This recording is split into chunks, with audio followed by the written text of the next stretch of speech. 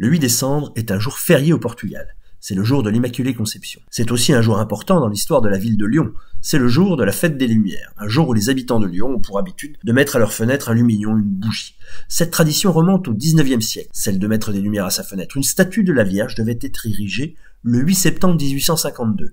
Or, des inondations frappaient la ville de Lyon. Il a été décidé de repousser au 8 décembre, jour de la fête de Marie. Or, ce 8 décembre est un jour de tempête. La cérémonie est proche d'être annulée de nouveau quand le ciel se dégage comme par miracle. Les habitants, spontanément, le soir même, mettent des bougies à leurs fenêtres pour fêter ce qu'ils considèrent comme un signe.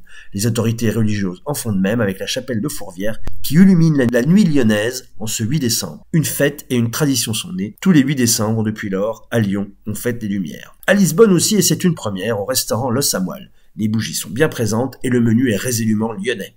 À l'appel de Fabrice Lachise, ambassadeur de la ville de Lyon, se tient ce repas lyonnais pour que les lumières de la capitale des Gaules resplendissent dans le monde entier. À cet appel, les Lisboètes ont répondu présent, le restaurant était complet, plus de 40 personnes sont venues fêter cet événement autour d'un des autres monuments de la ville de Lyon, sa gastronomie. Éric Charlet, le chef de Le Samoil, avait pour l'occasion travaillé son registre lyonnais, avec en entrée rosette, pâté et rillettes maison, cervelle de canut bien entendu, accompagnée d'une salade de mesclun avec lardons et œufs pochés, suivie d'une inévitable et délicieuse quenelle maison bien sûr, d'un saucisson pistaché et brioché issu du savoir-faire du chef, un Saint-Marcellin comme fromage, quoi de plus logique, et une torche au marron, revisitée en dessert, car Lyon était aussi la capitale des marrons au début du XXe siècle. Nous sommes en compagnie de Fabrice Lachise, l'organisateur, l'ambassadeur de la ville de Lyon, et Éric Charlet, celui qui était au fourneau.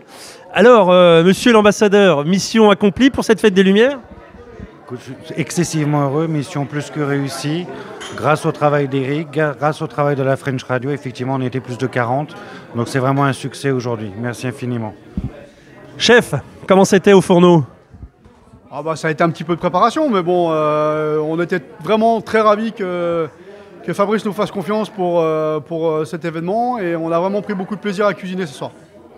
Et par ailleurs, vous m'avez indiqué un petit secret.